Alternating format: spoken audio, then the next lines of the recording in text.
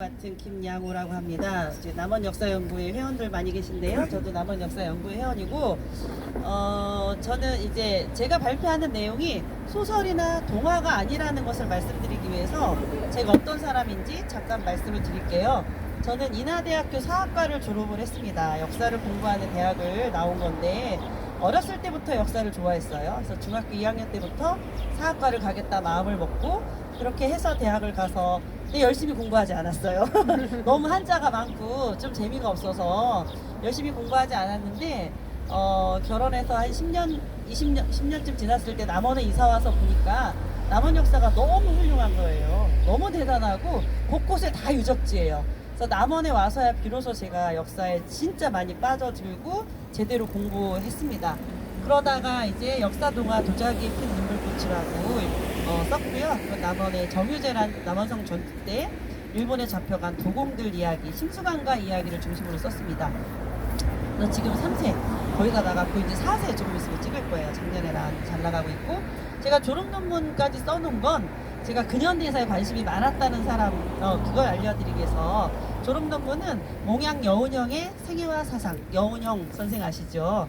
그분의 생애와 사상에 대해서 학사지만 석사도 아니고 박사도 아니고 학사지만 저 나름대로 열심히 해서 그 당시 우리나라의 근현대사 교수 중에 가장 권위 있는 교수님이셨는데 저희 담당 교수님이 굉장히 좀 칭찬을 해줬던 그런 논문이었습니다. 이게 그냥만 베껴 쓴 게 아니었다는 나름대로 공부를 좀 했었다는 그런 생각을 좀 해서 말씀드리고요. 지금부터 춘향 영정 무엇이 중헌디 영정 문제 가지고 우리가 왜 이렇게까지 하는지 그거를 알려드리겠습니다.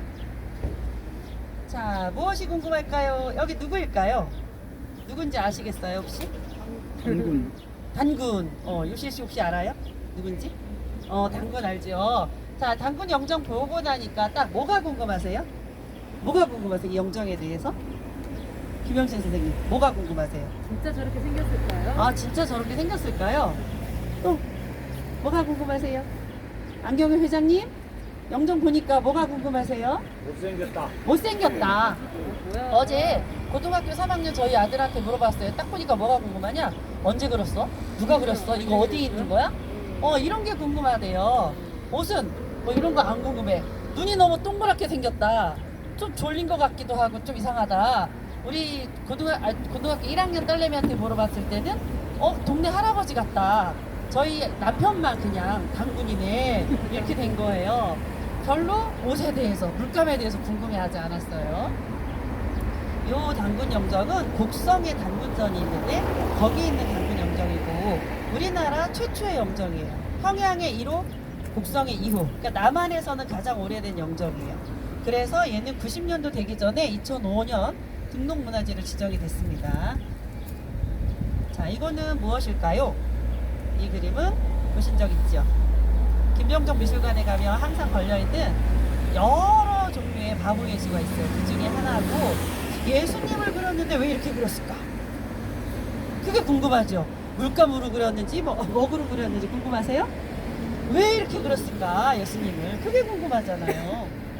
자, 김병정 교수님은 군부족대 시절에 서울대학교 최연소 교수였어요. 미술대 쪽으로 최연소 교수였는데 그때 한창 시위, 그 학생 운동을 되게 많이 하니까 최루탄으로 얼룩진 캠퍼스를 보고 그때 예수님은 어디 계실까? 예수님이 진짜 이걸 보면 얼마나 슬퍼하실까? 기독교 신자니까 그런 차원에서 이제 그림을 그려셨다고 하는데 그때는 저 그림을 줘도 사람들이 별로 반가워하지 않았대요. 인기가 없었어요. 너무 이상하게 그렸으니까. 근데 지금 굉장히 인기가 많죠. 자, 그럼 무엇이 중요한디?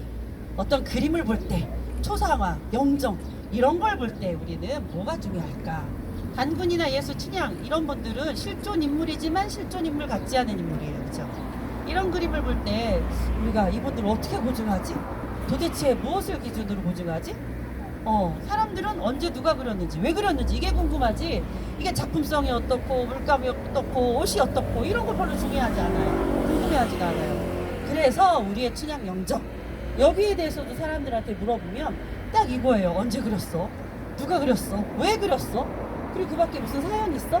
이런 게 궁금한 거예요. 그래서 제가 알아봤습니다. 자, 힌트가 여기 있어요. 김은호, 우리 익숙한 이름입니다. 김은호. 일제강점기 때 가장 유명한 가장 실력파 그림쟁이 화가입니다. 그분이 서화백년이라는 자서전 같은 책에 회고록 같은 책에 썼어요. 1938년 하야시 시게구라가 남원을 방문했을 때 어쩌고 여기서는 중요한 건 우형이 그린 페인트 초상화가 걸려있다. 우형이 누구지? 처음에 저희는 요걸 놓쳤는데 나중에는 이제 밝혀냈죠. 여기에서 이 문장을 보면 힌트가 있어요. 우형이 누구인가? 김은호가 누구인가? 하야시 시게구라? 이거 누구지? 요거를 밝히다 보면 우리는 이게 이렇게 풀려요. 영정의 비밀이 풀려요. 자, 그럼 우형 임경수가 누구일까? 저희는 우형 임경수가 누군지 몰랐고 우형이란 이름에 한동안 주목하지 않았어요. 그냥 페인트로 쓱쓱 그리고 김원호 그림을 모작해서 팔아먹는 아주 저급한 저질 화가인 줄 알고 그런 춘향 영정이 따로 있었나 보다 생각하고 연구를 안 했어요. 그러다가 얼마 전에 연구를 해봤더니 우형 임경수는 제대로 된 화가였어요. 어떤 화가냐면 경북 예천 출신이고 산수화 인물화, 풍경화 이런 게 굉장히 능하고 지훈영이라는 분한테 그림을 배운 사람이래요. 경남 지역의 화가 심재섭의 스승이고 경남 전북일원에서 활발하게 활동한 사람이다. 요 내용은 고증 보고서에도 그대로 나와요. 고증 보고서에 나온 내용이에요. 이거는 인터넷 뒤지면 다 나와요. 여기까지는 저희 다 알았어요. 근데 더 파봤죠. 더 파봤더니 우형 임경수에 대해서는 별로 밝혀진 게 없어요. 인터넷에 그 정도밖에 안 나와요. 그래서 제가 머리를 썼죠. 그럼 스승을 파보고 제자를 파보자. 그래서 스승을 먼저 팠습니다. 스승이 아까 누구였다고 했죠? 지운영. 지운영이 누구지? 했더니 여러분 지석영이라고 들어보셨죠? 종두법을 만든 지석영 많이 나와요. 그분의 동생이에요. 그래서 지운영은 지석영의 동생이고 여기 1905년에 유화를 배우기 위해서 상해로 간 최초의 우리나라 화가예요. 유화를 배우기 위해서 상해로 간 최초의 화가다. 1905년에 이게 중요하고 일본에서 사진술을 배워와서 고종을 맨 처음 사진 촬영한 최초의 사진사예요. 대단한 이력이 있죠. 그런데 중요한 거는 총독부 주관 조선 전람회에 한 번 딱 나갔다가 입선을 해요. 그 정도 실력가예요. 총독부 주관하는 조선 전람회 미술 대회예요. 거기에 딱 나가서 처음에 입선을 했는데 두 번째부터 안 나가요. 왜 안 나가느냐? 심사위원 차별하는데 항의를 해. 심사위원 차별에 항의해서 그 다음부터 안 나갔다.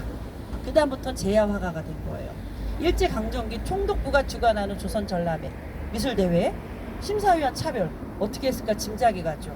친일파 쪽에 쏠려 있었겠죠. 그래서 출전을 거부한 사람이다. 그러니까 반일 인사가 된 거예요. 반일 인사.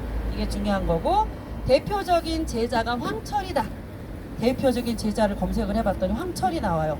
그 황철이라는 인물은 어떤 인물인가 봤더니 경남일보라는 우리나라 최초의 지역 신문이에요.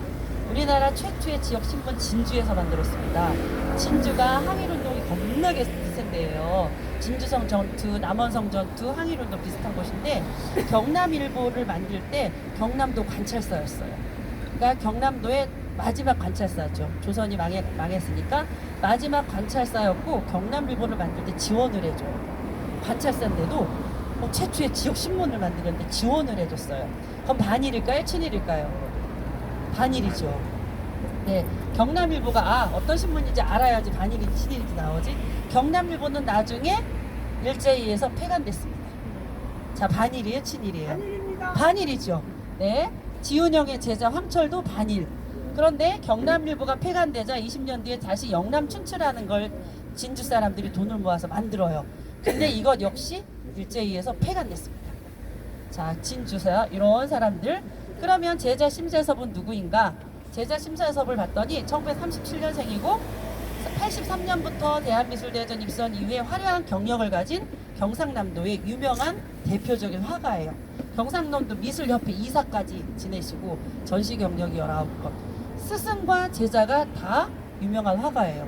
그럼 그 가운데 끼어있던 임경수 저거 화가일까요? 네, 인류는 아니더라도 김은호처럼 유명한 인류는 아니더라도 이류 화가 정도는 된다 이거예요. 자, 그런 사람이 어떤 사람일까? 여기저기 찾아봐도 없습니다. 근데 제가 막 뒤지다가 심재섭의 동생 심삼섭을 알게 됐습니다.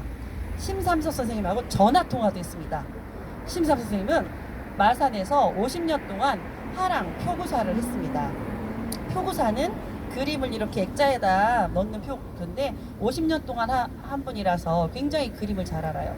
혹시 임경수 선생님 아십니까? 안 돼요. 잘 안 돼요. 어떻게 하십니까? 저희 형이 심재섭 선생님이 형이 문경 쪽에서 있는 그 임경수 선생님을 모시고 마산에 내려와서 살게 하셨어요. 그래서 마산에 있는 한약방에서 오래 기고하시면서 그림을 그리시다가 말년을 보내셨다고 합니다. 그러면 임경수 선생님이 좀 다 아시겠네요. 어떤 분이셨어요? 그림 아주 잘 그렸고 인물화, 신선도, 풍경화 이런 걸 잘 그리셨고 명주천에다가 인물화를 잘 그리셨대요. 그래서 제가 춘향이 요 영정을 보내드렸죠. 혹시 이런 그림도 그렸었을까요? 그랬더니 이 그림 어때요? 그랬더니 아이고 순수하고 이쁘게 잘 그렸네요. 혹시 이 그림도 그렸을 가능성이 있을까요? 낙관이 없어서 모르겠는데 그래도 이런 것도 주문받으면 다 그렸다는 거예요. 그래서 정확하진 않지만 오래전 기억이지만 가능성이 매우 높다 이런 얘기를 들었고, 하여튼 임경수 선생님은 중요한 말씀 하셨어요. 조선 전람회나 이 국가에서 하는 이런 전람회 한 번도 안 나가셨대요. 스승 지훈형이 안 나갔죠. 임경수 선생님도 한 번도 안 나갔대요. 그게 중요해요. 반일 제야 작가구나. 공통점이 있습니다. 그러면은 작품이 다 별 볼 일 없는 사람이었을까? 안 그래요. 임경수 이분의 작품이 어디에 있냐면 국립중앙박물관에도 있고요, 한글박물관에도 있고요, 부산박물관에도 있습니다. 그리고 상산사오도라는 그림이 굉장히 유명한데 신성 그림을 그린 거예요. 이 세상에 진시황 때 어지러운 속세를 떠나서 살다가 신선처럼 된 그림, 이런 거를 그린 게 대표작이에요. 자, 어지러운 세상, 일제강점기 얼마나 어지러웠습니까? 여기에서 자기는 떠나서 신선처럼 살고 싶은 자유분방하고 다리를 한쪽 쩔룩쩔룩 하셨대요. 다리도 불편하시고 자유분방한 젊은이 시절에 20대 때 그렸어요. 나이가 정확하지 않은데 대략 계산해보니 20대 중후반에 이 영정을 그렸다고 나옵니다. 짐작이 가요. 자, 공통점 지훈영, 심재섭, 임경수, 함철 다 이 라인이 공통점이 있습니다. 반일 제야 작가라는 거예요. 김은호 어떤 작가? 친일 작가. 그것도 대표적인 친일 작가. 어떤 분은 악질, 국가보훈처에 있는 저희 선배가 악질 친일 작가라고 했습니다. 그게 중요하죠. 완전히 달라요. 그리고 지훈영이 상해에 가서 최초로 유화를 배워온 분이라고 그랬죠. 우리 영정이 고증보고서에 나옵니다. 유화가 섞여 있대요. 유화가 섞여 있대요. 왜 섞여 있을까요? 이분이 상해에 가서 최초로 유화를 배워왔으니까 그 제자가 유화물감을 쓸 수 있는 거잖아요. 유화물감 쉽게 쓰는 거 아니거든요. 배운 사람만 쓰지. 스승을 따라서 지훈영을 따라서 임경수가 유화물감을 썼을 가능성이 높고, 그게 연결이 돼서 이거는 임경수가 그렸을 가능성이 매우 높구나, 이렇게 추측을 할 수 있습니다. 그럼 이 영정이 어떻게 해서 남원에 왔을까? 우리는 그동안 진주강씨, 강주수가 이 영정을 그렸다고 생각을 했어요. 왜냐하면 춘향제 60년사, 70년사, 80년사 이렇게 춘향문화선양회에서 나온 책에 그렇게 써 있습니다. 그리고 신문에 최봉선 여사가 인터뷰한 신문에는 진주강씨가 그렸다고 이렇게 몇 번 말씀을 하신 적이 있어요. 그래서 강주수가 그렸나 보다, 지금까지 다 남원 사람들이 그렇게 알고 있었어요. 그런데 알고 보니까 강주수는 화가가 아니었습니다. 그럼 무엇이었을까? 자, 경남 진주 출신입니다. 진주 자꾸 나오죠. 아까 그분들 진주에. 그 다음에 일본에서 되게 유명한 법대를 나오셨어요. 유학까지 간 굉장히 부잣집 도련님이었나 봐요. 그런데 1920년대 일본 갔다 왔는데 친일파로 거의 가거든요. 일본에서 이렇게 부잣집 도련님이 유학 갔다 오면 거의 다 친일파로 가요. 그런데 이분은 그러지 않으셨고, 민족 자본만으로 우리 그 민족의 청년들 키울 수 있는 그런 학교를 만들자 하면서 일신재단이라는 걸 만들었고, 거기에서 학생들을 키우기 위한 학교도 만들고, 진주중학교여고도 이분 그쪽에서 세웠다고 해요. 근데 그런 민족교육운동가셨고요. 그리고 이분이 돈이 많았어요. 1920년대 진양인쇄소라고 진주에 인쇄소를 운영을 했습니다. 남원에는 일제강점기에 인쇄소가 없었다고 합니다. 제가 확인했습니다. 남원다운관에. 그래서 진양인쇄소를 운영한 민족자본거예요. 그럼 진양인쇄소가 괜찮은 인쇄소인지 어떻게 하느냐. 진양인쇄소에서 그 당시 만들었던 게 영남춘추예요. 아까 영남춘추 어떻게 됐다? 폐간됐다. 일본한테 좋은 말만 쓴 그런 잡지 신문이었으면 폐간되겠습니까? 아니에요. 일본한테 반대하는 그런 이야기를 쓰니까 폐간당했습니다.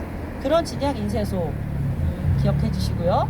그리고 1931년도에 춘향영정을 남원에 가져왔고 춘향영정이 봉안되면서 춘향제가 시작이 됐습니다. 그리고 1934년도에 영남춘추 아까 발행했다고 얘기했죠. 발행인은 신현수인데 신현수 이따가 제가 한번 얘기할게요. 와, 또 오셨네. 1939년에는 나중에 진주 건번을 만드신 분 중에 하나예요. 그래서 진주와 남원을 연결한 분이 바로 강주시다. 이렇게 아시면 됩니다. 자, 그러면 이 그림을 춘향영정을 왜 이렇게 그렸을까?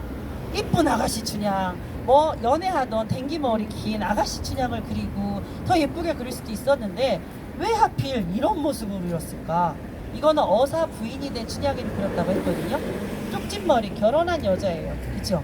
결혼한 여자를 그렸고 옷은 저희들은 이 옷이 기생옷인지 몰랐습니다. 그랬는데 고증 의원들이 기생복식이래요. 기생복식. 그리고 치마를 이렇게 잡냐 이렇게 잡느냐에 따라서 그냥 아가씨냐 저기 천민 기생 이쪽이냐 이게 판가름이 된다고도 해요. 하여튼 이거는 완전 기생복식이래요.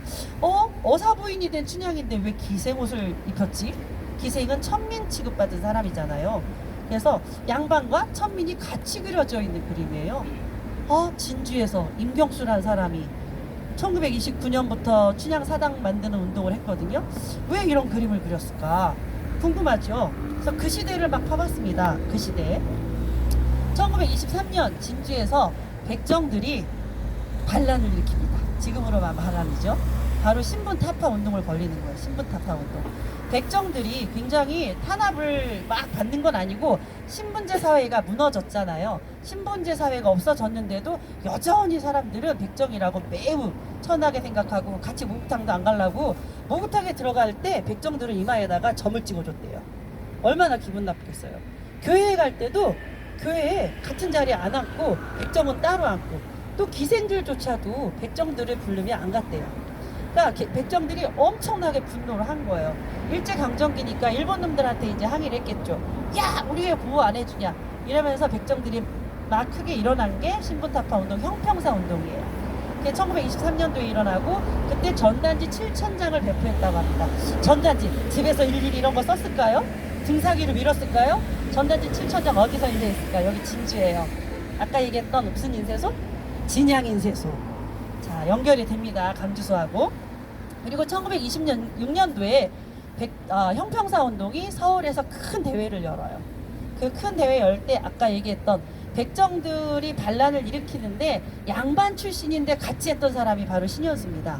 양반 출신이에요. 근데 백정들하고 같이 신분타파 운동을 벌였습니다. 이분이 1926년 서울대회에서 상무집행위원장 3명 중에 1명으로 선출이 됩니다. 그리고 26년부터 우리는 독립운동, 항일운동에 같이 뛰어들겠다고 선언을 하고 항일단체 그리고 국내외 여러 사회단체와 연대합니다. 그 연대한 단체가 신간의 청년동맹 이런 단체겠죠. 연대하고요. 그럼 남원하고 무슨 연관이 있냐? 1927년도에 남원지회가 생깁니다. 형평사 남원지회. 네, 그때 전단지 2,000장 뿌렸다고 합니다. 그 전단지 등사했을까요? 2,000장 진주에서 가져온 거라고 저는 거의 확신합니다. 네, 이런 거 고증의원들이 이런 걸 밝혀주시면 좋겠어요. 자, 그리고 2,000장을 뿌리면서 남원 항일운동사에 이렇게 나옵니다. 2,000장을 뿌리면서 독립운동에 가담하겠다는 의사를 표시했다. 누가? 남원신간의 지회가. 남원신간의 지회, 남원 형평사 지회가. 그러니까 형평사 신간의 청년동맹이 항일운동을 했다는 그런 얘기가 나오는 거예요. 자, 1929년에 27년에 이렇게 형평사가 생겼어요. 남원에 신간에도 있었고 청년동맹도 있었고 29년도에 걔네 다 존재합니다. 1929년도에 춘향사당 건립운동이 시작됩니다. 누구에 의해서? 천민 출신들이었던 기생에 의해서. 기생에 의해서 그중 대표 기생이 최봉선이었죠. 이분들이 이런 운동을 시작하는 거예요. 우리 사당 짓고 춘향의 영정 모셔놓고 제사 지내자. 이렇게 시작한 거예요. 29년부터 시작해서 31년에 사당을 짓게 되는 거죠. 근데 29년에 남원의 건번 기생들만 한 게 아니에요. 그리고 그게 완성된 게 1931년 음력 단오, 바로 오늘입니다. 91년 전 바로 오늘 남원은 수만 명의, 거의 10만 명의 사람들이 드글드글했대요. 전국에 평양권번, 한성권번, 부산권번, 진주권번, 또 어디 있을까요? 대구권번, 군산권번, 전국의 권번 대표 기생들 100여 명이 들어와요. 남원에 100여 명이 들어오니 얼마나 대단했겠어요. 그러니까 전 인근에 또 저기 기차가 있었나요? 그때 전국에서 사람들이 남원 춘향제 구경하러 오는 거예요. 그래서 정말 거의 10만 명에 가까운 사람들이 바로 오늘, 91년 전 바로 오늘, 여기도 사람들 많았겠죠. 여기 좀 뭔가요? 광안루 그쪽에 사람들이 겁나게 많았던 거예요. 근데 오늘 지금 광안루 어떻습니까? 아주 한산하죠. 사당문은 닫혀 있고 영정도 비어 있고, 91년 전 오늘하고 너무 대비되는 현실이고, 우리 영정을 봉안하지도 못한 채 지금 길거리에서 이런 콘서트를 하고 있는데요. 어쨌거나 1929년 이렇게 기생들이 앞장서서 우리 하자. 일본 놈들이 그때 설날도 못 지내게 했습니다. 설날. 음력 1월 1일 설날인데 양력으로 지내라. 그것도 못하게 하고, 일본말도 못하게 아니 우리말도 못쓰게 하고, 한글 이런 거 못쓰게 했잖아요. 그래서 얼마나 반감이 컸겠어요. 그리고 중요한 거는 기생들한테 군가를 부르라고 해요. 일본말을 배우고. 근데 남원 건번만, 전라북도에서 유일하게 남원 건번만 일본말을 안 가르칩니다. 그게 제 얘기냐? 그렇지 않아요? 자, 제가 논문 3개만 여기에다가 했는데요. 제가 이번에 보니까 춘향제에 관련된 논문은 굉장히 많아요. 그런데 남원시에서 그런 논문 갖다가 조사하면 되는데 엉뚱하게 2천만 원 들여서 보증을 한 거예요. 굉장히 많습니다. 그 중에 제가 한 3개만 갖고 왔어요. 전북 권번에, 전국 권번. 권번이 뭘까요, 지연아? 권번은 기생학교야. 지금 생각하면 기생은 양반들 옆에 술이나 따라주고 그냥 이렇게 춤이나 춰주고 뭐 이런 하찮은 여자라고 생각하는데, 일제강점기 때 생긴 권번의 기생들은 그러지 않아요. 지금으로 말하면 연예인이에요. 연예인 양성학교. 그렇게 생각을 하면 되고, 그 전라북도 권번의 운영과 기생의 활동을 통한 식민지 근대성 연구, 여기 전북대 역사학 박사 논문 황미연 씨가 쓴 여기에 나온 거 보면, 남원 예기 권번은 남원 예기, 예술을 하는 기생, 예기라고 그래요. 그냥 기생도 아니고. 남원 예기 권번은 주체성이 강한 춘향제를 실시했고, 전북에서 유일하게 일본말을 안 가르쳤다. 반일이죠. 네, 그런 분들이 춘향제를 시작한 거예요. 그리고 두 번째 논문, 남원 춘향제 연구 한국정신문화원에서 98년대 김지영이 석사 논문 쓴 논문인데요. 춘향 정신이라 하면 정절을 의미하는데, 사람들의 민족 정체성이 일본 제국주의에 의해 위협받는 상황에서 이도령을 향한 춘향의 정절은 조선에 대한 조선인의 정절로 승화되어 표현된 것이다. 이도령 하나의 정절을 바쳤던 춘향이를 우리 조선의, 우리 민족의 정절을 바친 그런 민족성으로 이렇게 승화했다. 이렇게 썼어요. 그리고 이제 여기는 유목하라는 이분은 국문과 박사 논문인데, 역사가 아니고 국문과 논문인데, 여기서 조금 더 다양하게 생각을 해요. 춘향제는 다양한 집단들이 지향하는 이념과 목적 등이 중층적으로 쌓여서 형성된 식민지식의 문화적 산물이다. 그러니까 다양한 집단들이, 기생, 그리고 이현순이나 여러 중인들, 그리고 또 뭐 여러 목적을 가지고, 야, 우리 이거 해갖고 우리 정체성을 좀 어떻게 좀 알려볼까? 좀 정체성을 세워볼까? 뭐 여러 가지 목적을 가지고 여러 사람들이 모아서 했다는 거예요. 어쨌거나 의미가 있어요. 자, 그 중에 한 분, 춘향제를 최봉선이나 기생들만으로는 만들지 못했을 거예요. 옆에서 도와주는 사람이 있었을 거예요. 그 중에 대표적인 분이 이현순이라고 하는 분입니다. 이 사람이 친일파였으면 제가 말 안 했을 거예요. 연구도 안 했을 거예요. 친일파란 소리가 아무리 뒤져도 안 나와요. 이현순을 기억하시는 어르신들도 지금 있습니다, 여러분. 네, 이현순을 제가 여기저기 찾아보니까 일제강점기에 민족문화를 지켜낸 주인공, 이렇게 딱 나와요. 그리고 1921년에 남원 예기권번을 설립했습니다. 최봉선이 있는 그 예기권번을 설립하신 분이에요. 그리고 27년에 남원 청년동맹 창립할 때 함께 하신 분이에요. 이분이 창립 주역은 아닙니다. 함께 하신 분입니다. 아까 남원 청년동맹 항일운동단체로 분류가 된다고 했습니다. 29년에 제3회 신간회 남원지회 부지회장과 총무를 맡았어요. 신간회를 기억하셔야 돼요. 신간회는 대표적인 항일운동단체입니다. 근데 1927년부터 신간의 운동이 전국에 벌어지는데 합법단체로 시작을 해요. 일본에서 허락해준 합법단체였어요. 처음엔 그렇게 시작했는데 갈수록 항일운동을 하니까 1929년 3월에 전국 신간의 간부들이 잡혀요. 왜냐하면 29년 1월 달에 이리, 지금은 익산으로 바뀌었는데 이리에서 전국 신간의 간부들이 모여서 일본에 보내는 경고문, 그리고 전국 사회단체에 보내는 경문을 발표합니다. 보냈어요. 전국에 보냈어요. 근데 이게 서울 광화문 우체국에서 발각이 된 거예요. 한참 뒤에 3월 달에 발각이 돼요. 아니 이놈들이 이랬단 말이야? 그러면서 전국 대표들을 검거하는데 이두용이라고 남원의 신간의 대표였던 이현순 그 앞에 대표였던 이두용 씨를 검거하죠. 그래서 이두용 그분이 감옥에 gat혀서 2년 동안 고생을 하세요. 그리고 나중에 그 후유증으로 38살에 돌아가셨는데요. 어쨌거나 29년도에 간부를 했다는 거는 그 탄압을 많이 받을 때이기 때문에 그냥 어영부영 된 사람이 아니다라는 뜻입니다. 그리고 이름만 올린 분이 아니고 총무라는 거는 전체적인 일을 하는 분이잖아요. 그래서 저는 그렇게 생각하는데 안 그렇다고 말씀하시는 분도 계세요.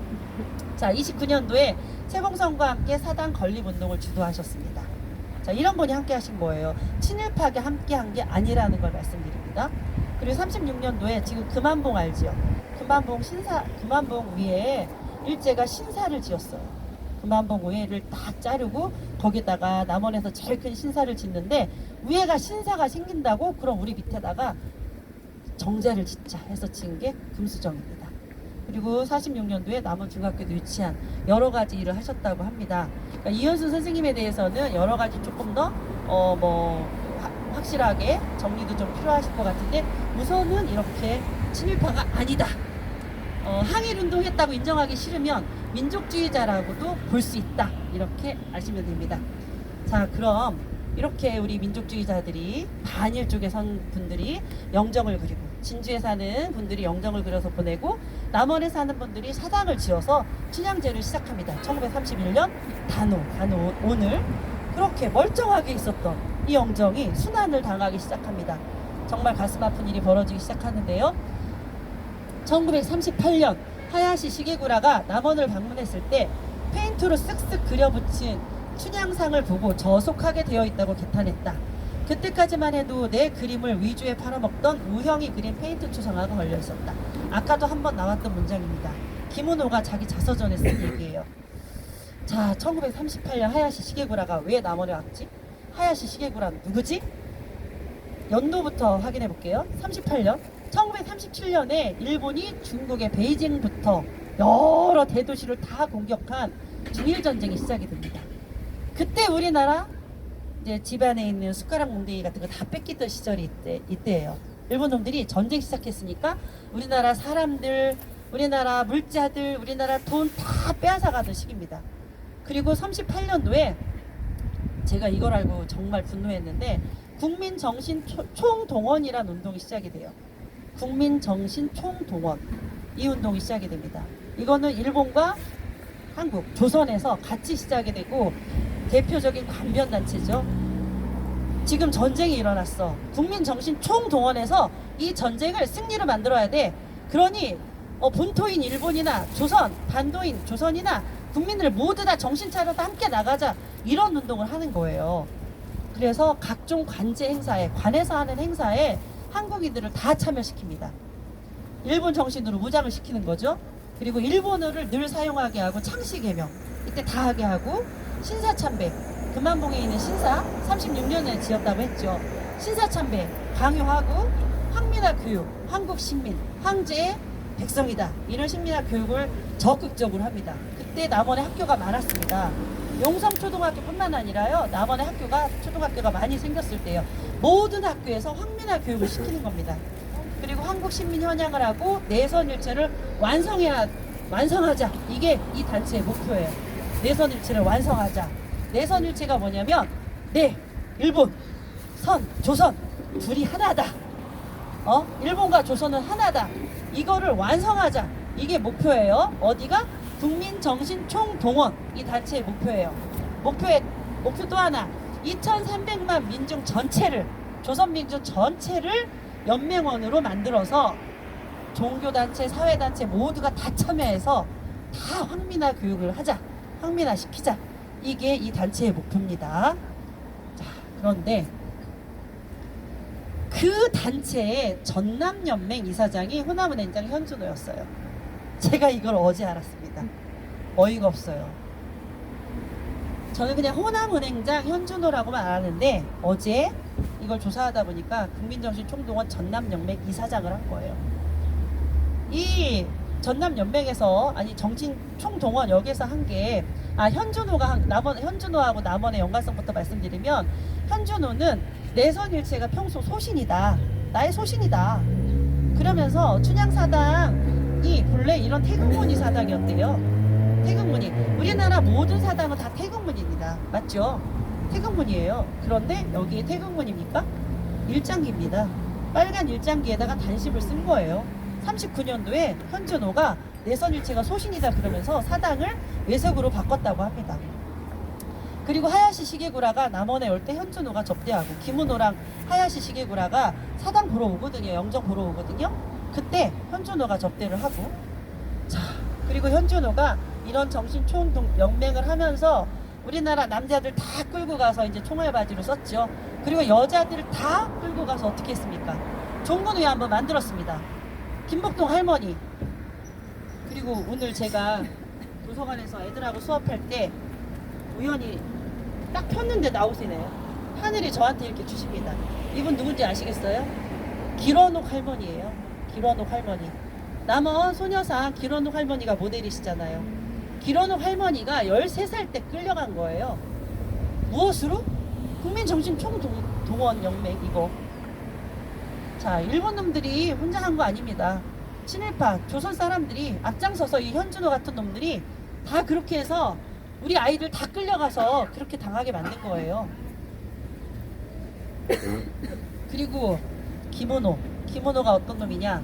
남원 사당에 춘향이 영정 새로 그리려고 와서 본 그 김은호 어떤 놈이냐? 이게 봉착극납도라는 그림이에요. 여기 신문에 이렇게 있는 여기 여자들이 일본 군인한테 지금 폐물을 바치는 거예요. 이 여자들은 누구냐면 친일파의 높은 부인들, 아주 높은 잘 사는 사람들의 부인들이에요. 대표적인 여성단체 그런 사람들이 자기 비녀마 이런 반지 다 빼가지고 전쟁 때 자금으로 쓰라고 바치는 그림이에요, 일본 놈들한테. 그리고 여기 서 있는 거 김은호입니다. 이 그림이 작은 그림이 아니에요. 저기 서울에 가면은 총독부 건물이 지금은 사라졌지만 제가 대학 다닐 때까지 총독부 건물이 광화문 앞에 있었거든요.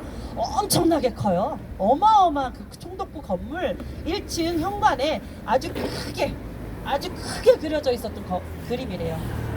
그 그림을 일본 놈들은 엽서로 제작을 해서 전국에 뿌립니다. 그런 그림을 그린 사람이에요. 나이 들었을 때 모습. 김은호는 아주 젊었을 때부터 일본에 가서 일본 그림을 배운 사람이에요. 그리고 아주 젊었을 때부터 계속 친일 쪽으로 하고 총독부에서 주관하는 조선 전람회 계속 출전해서 계속 상 받고, 그리고 여러 그림과 여러 제자들 양성하고 여러 단체들을 만들어서 이 그림으로 내선일체에 완전히 충성한 사람이에요. 그런 사람이 남원에 온 겁니다. 남원에 왜 왔어요? 원주 춘향이 이 그림 보고 야 이거 너무 못 그렸어. 그때 우영이라는 사람이 나 김은호 내 그림 비슷하게 그려갖고 팔아먹는 저급한 화가가 그린 거야. 페인트로 쓱쓱 그렸네. 지연아 페인트로 쓱쓱 그린 것 같으니? 아니죠, 제 제자예요. 자, 이 그림이 어떻게 페인트로 쓱쓱 그린 겁니까? 저 문양 한번 보세요. 정말 섬세하게 칠한 거거든요. 근데 왜 페인트로 그렸냐고 하면 유화물감이 섞여 있어요. 이번 고증의원들이 밝혀냈잖아요. 유화물감이 섞여 있기 때문에 김은호는 유화를 페인트라고 표현을 한 거예요. 자, 1938년 10월 22일 조선일보에 오잉 춘향이 이도령 38년도에 이런 사진이 나왔네요. 이게 뭐냐면요, 일본에서 가부키 형식의 일본 전통 연극이에요. 가부키 아시죠? 가부키. 여기 일본 엄마가 계셔가지고 가부키 형식의 연극이 일본 전통 연극인데 거기에 춘향전이 공연이 돼요. 가부키 형식으로 춘향전이 공연이 돼요. 그때 사진이에요. 춘향이가 좀 이상하죠? 얼굴을 하얗게 칠해요. 그죠? 남자도 얼굴 하얗게 칠하고 일본 춘향인 거죠. 이렇게 연극을 하는데 일본에서 엄청나게 인기를 끌고 우리나라에서도 엄청 인기를 끌어요. 일본에선 영화도 만들어지고 우리나라에서 창극뿐만 아니라 정말 일본 사람, 조선 사람 춘향이를 모르는 사람이 없어요.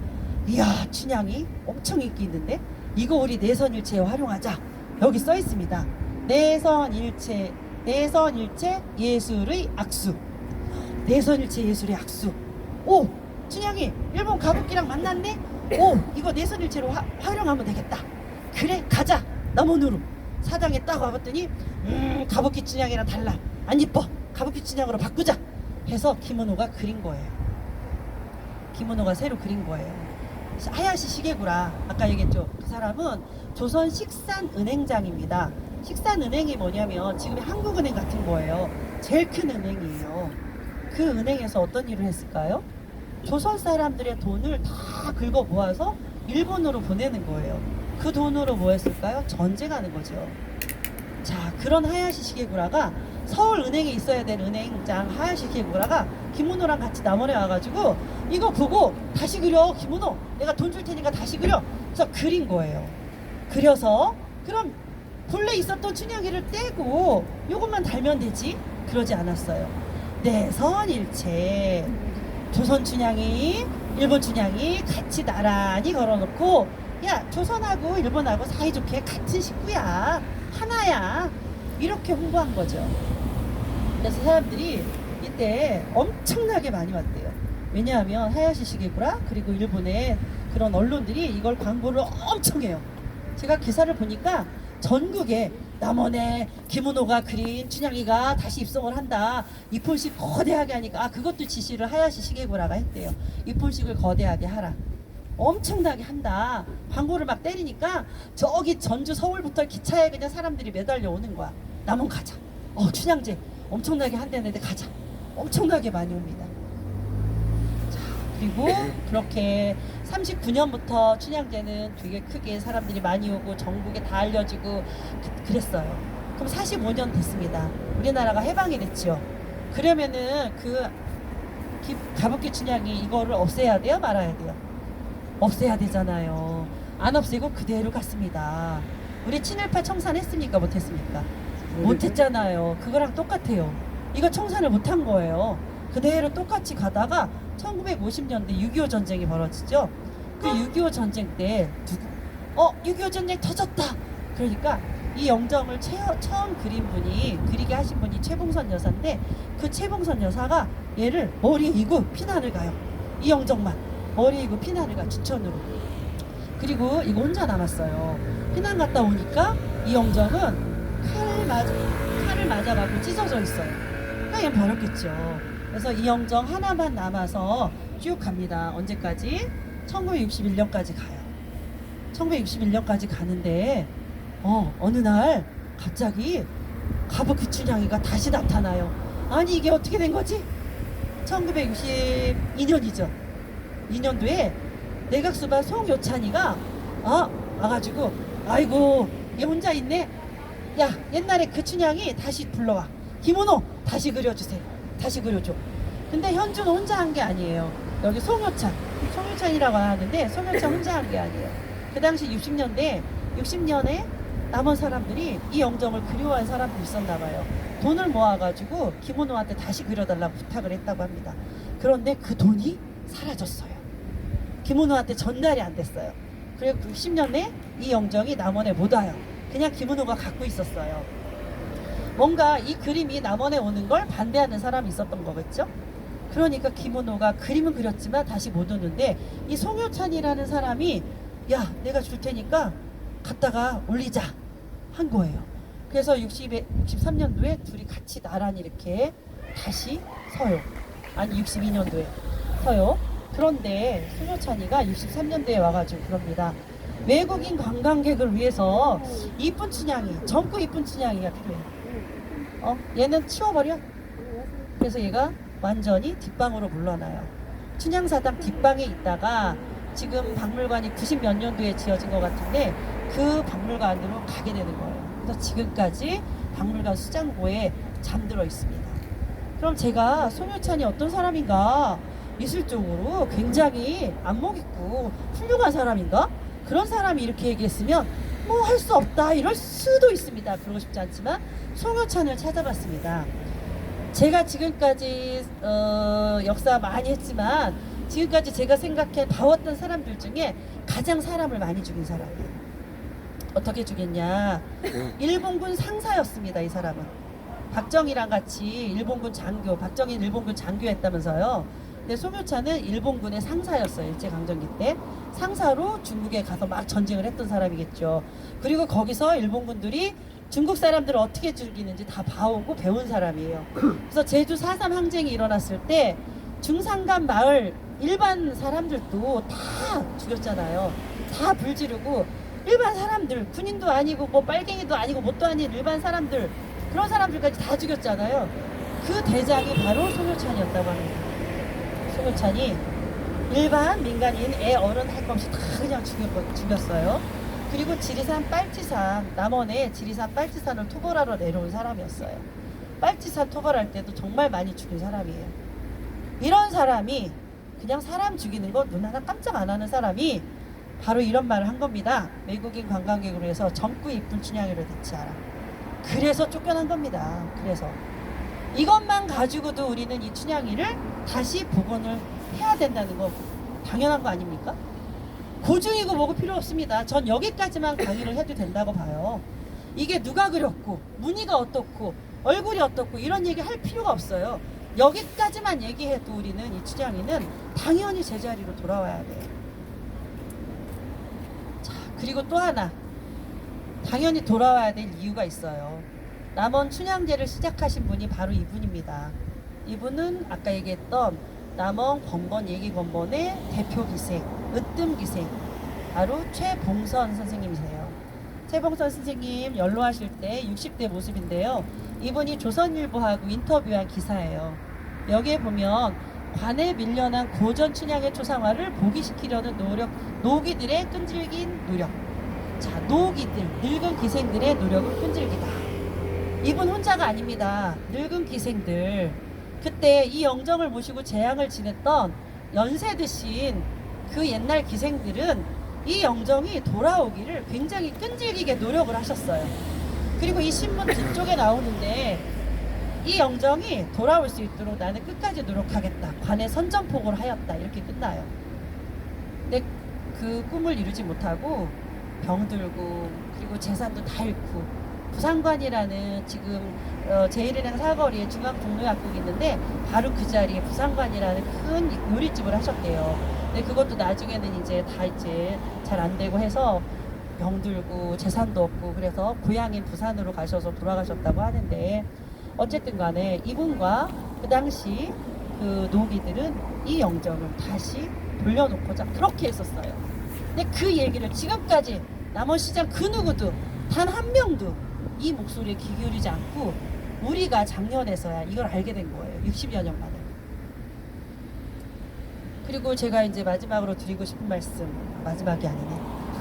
이분은 전 홍익대학교 총장님을 지내신 이학령 박사인데 이분이 하동 군수 생활을 하셨대요. 젊었을 때 하동 군수를 하면서 나도 친일파였다.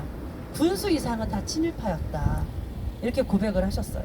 그리고 눈물을 흘리면서 참여를 하셨고 그런데 김은호 참여했을까요? 아까 저희 선배가 국가보훈처에 있다고 그랬는데 김은호 아들을 만났대요. 김은호 아들이 그때는 어쩔 수 없었다. 여전히 그렇게 얘기하고 있답니다. 근데 제가 적당히 친일파면은 이런 말 안 하죠. 그때 이제 군수 밑에 하급 공무원들은 친일파라고 말하면 안 돼요. 어쩔 수 없이 그랬다. 이 말이 통해요. 괜찮아요. 근데 이분처럼 군수 이상은 그런 말이 통하지 않습니다. 김은호 대표 악질 친일파였습니다. 그리고 현준호 아까 얘기했죠. 결국은 6.25 때 저기 피살당했대요. 현준호 그 수많은 우리 젊은이들, 우리 여자 아이들 그렇게 다 고통스럽게 죽게 만든 사람 장본인입니다. 자기가 참여하고 죽었을까요? 아니죠. 송효찬 그렇게 많은 사람을 죽이고 우리 춘향이까지 몰아내고 참여했나요? 참여했다는 기록 전혀 없어요. 그리고 최초 춘향 영정을 몰아낸 60년대 63년도에 함께 몰아낸 남원에 어르신들 계셨겠죠. 그분들 나와서 참여하라고 제가 말하지 않겠습니다. 다만 제가 말씀드리고 싶은 건 가만히 계시면 좋겠습니다. 우리가 하는 일 막지 마시고 지금 아무 말씀 안 하고 계세요. 그냥 가만히 계시면 됩니다. 자, 여기 두 개의 춘향 그림이 있습니다. 어떤 게 우리 남원 춘향 사당에 있었던 그림일까요? 1번, 2번. 지연아, 1번이 남원 춘향 사당에 있었을까요? 2번이 있었을까요? 찍어봐. 자, 2번이에요. 누가 그렸냐? 김은호가 그렸습니다. 김은호는 두 개의 춘향 그림을 그렸어요. 이거는 그냥 미인도 춘향이에요. 얘는 남원 사당에 넣을 춘향이었어요. 자, 미인도 춘향이의 옷의 무늬가 그냥 꽃무늬, 큰 단순한 꽃무늬입니다. 근데 여기는 매우 복잡해요. 매우 복잡한 꽃무늬가 있습니다. 그리고 여기는 용무늬가 있습니다. 제가 꽃무늬까지 시간이 없으니까 얘기를 안 할게요. 용무늬가 있어요. 용이 비틀어진 이렇게 된 모습이에요. 용은 조선 왕실의 상징입니다. 그죠? 예, 그 용무늬를 왜 치마에다 그렸을까요? 고증 의원들이 그랬어요. 일제강점기 때 20년대 30년대 용무늬 옷감이 대유행을 했다. 그동안 못 입었던 거 조선이 망하니까 대유행을 해서 여자들이 저런 거 입었다. 이렇게 얘기를 했어요. 근데 고증 의원들은 또 뭐라고 했냐면요. 춘향이 이거 그릴 때 김은호가 영조 때 춘향이 그 복식을 고증해서 그린 거다. 영조 때 복식이다. 그럼 영조 때는 용무늬를 입었습니까? 입었습니까? 영조 임금님 옷에나 있어야 될 용무늬가 왜 춘향이 옷에 있대요? 말이 안 되는 고증이잖아요. 자, 그렇게 엉터리 고증을 했습니다. 그리고 또 한마디 더 하면 여기 요거는 그냥 미인도 지금도 이렇게 다니면서 순회 전시회를 하고 있어요. 그리고 얘는 춘향 영정에 들어오기 위해서 내선일체를 상징하기 위해서 이렇게 그린 거죠. 자, 그동안 춘향제에 대해서 사람들이 어떤 반응을 하고 어떤 평가를 했는지 제가 좀 모아봤어요. 춘향제에 대해서 들리는 이야기, 이거는 논문에 한 구절 나오더라고요. 일제의 비호를 받아서 키운 축제다. 처음엔 안 그랬잖아요. 1931년부터 38년까지는 처음에 1, 2년은 굉장히 크게 했는데 3회부터는 굉장히 일본인들이 막았어요. 춘향제가 너무 커지고 사람들이 많이 모이니까 춘향제를 못하게 막아서 새벽에 오밤중에 제약만 간신히 됐습니다. 그렇게 38년까지 가다가 39년도에 내선일체 김은호가 그린 춘향이가 다시 들어온 그 해부터 엄청나게 크게 다시 키웁니다. 일제가 키워준 거예요. 내선일체를 위해서. 그렇지만 우리는 이런 얘기 듣기 싫죠. 춘향제가 일제의 비호를 받아도 큰 축제다. 이런 얘기 있고 춘향이나 뽑고 물고 먹는 축제다. 이런 얘기 많이 합니다. 아직도 여자를 상품화하는 게 자랑인 남원이다. 도시에 있는 여자들이 그런 얘기합니다. 야, 아직도 춘향이 뽑냐? 제발 좀 그 정도 하지 말라 그래. 제 친구들 다 이런 얘기해요. 연예인 등용문이다. 춘향의 정신 아무것도 없어요. 신분타파부 아무것도 없습니다. 역사 아무것도 없어요. 그냥 연예인 되려고 춘향이 되려고 이쁜 애들 다 몰려들죠. 그 다음에 기생 팔아먹고 사는 동네다. 옆에 구례나 곡성이나 인근 지역에서 그런 얘기 많이 했다고 합니다. 그리고 역사가 오래됐다는 거 하나밖에 내세울 게 없다. 문화해설 하시는 분들이 사당에 가서 별로 할 얘기가 없습니다. 그러니 춘향제에 대한 자부심이 있습니까? 없습니까? 남은 사람들이 없어요. 저도 별로 자부심 없었는데 어거지로 만들었었지요. 이렇게 만약에 지금 이대로 간다면 그래요. 그렇다면 이 최초 영정을 봉안하면 어떻게 될까요? 60년 만에 진짜 춘향 영정이 돌아왔다. 이건 빅뉴스감입니다. 남원이 다시 한번 주목을 받게 됐죠. 그 다음에 사당은 남원의 민족주의자들이, 영정은 진주의 민족주의자들이 만들었다. 아까 제가 다 설명해 드렸잖아요. 이건 동서교류의 상징이다. 남원 춘향제만이 아니다. 진주와 같이 했었고 1회 춘향제 때 어떻게 됐어요? 아까 전국의 권번 대표기생들이 다 와서 명창대회를 합니다. 2회 때도 하고 3회 때도 하고 계속 그랬어요. 남원만의 행사가 아니에요. 우리나라 최초의 지역 축제지만 남원만의 축제가 아니에요. 우리나라 전체의 축제였어요. 이 영정이 돌아올 때 그런 이야기도 되는 거예요. 그 다음에 평등 정신과 반일 민족 정신이 담긴 영정이고 춘향제다. 지금까지 다 말씀드렸습니다. 반일 쪽에 서 있었던 민족주의자들이 사당을 짓고 영정을 그려서 봉안한 겁니다. 그리고 평등, 형평사 운동을 시작으로 평등 의식이 막 활발하게 진행될 때 그런 의식을 같이 담아서 기생옷을 입었지만 양반 어사 부인을 그린 거예요. 자, 이런 그림은 아무나 생각 없이 이렇게 그렸겠습니까? 생각 없이 나올 수 있는 그림이 아니에요.